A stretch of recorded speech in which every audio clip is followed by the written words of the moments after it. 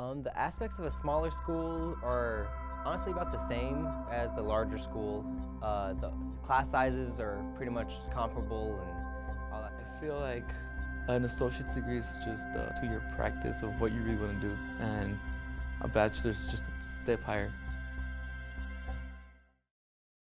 My name is Alexander Santiago. My main focus in CMI was animation and visual effects with an emphasis in 3D modeling. I have a bachelor's degree in creative media from NMSU.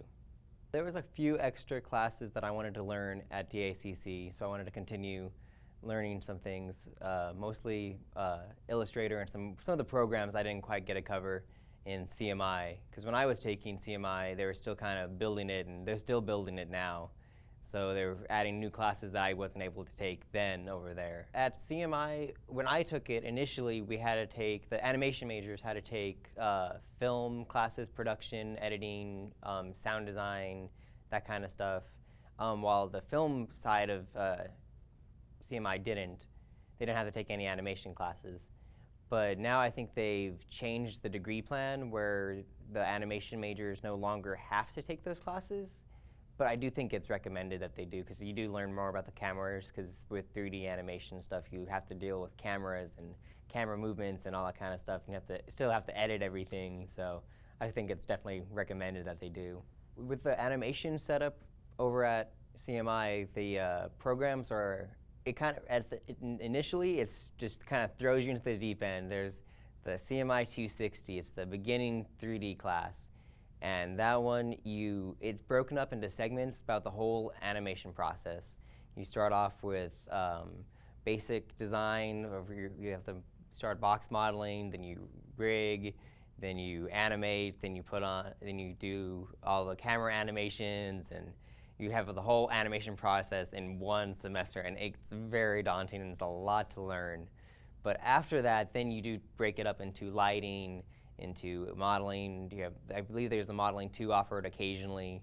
There's a rigging class, there's animation classes, so they do break it down. I definitely agree into cross-discipline, and I also like that how DACC, the film majors have to take an animation class, because I've noticed a lot of film majors just think there's an animate button, and it doesn't quite work that way. The money's definitely pro for DACC, because it's only about $200 to take a class versus the $800 over there. So you can pretty much take a whole semester's worth of classes at DACC for one class over at NMSU. Other than that, I can't think of any really pro-con situations between the two. They're both comparable, and they're different. I feel like CMT kind of gets you prepared for CMI, because CMT, they show you how to use the tools, while in CMI, they do show you, but they don't walk you through it step by step. They show you in a lecture and then expect you to go and kind of problem solve and troubleshoot as you go along.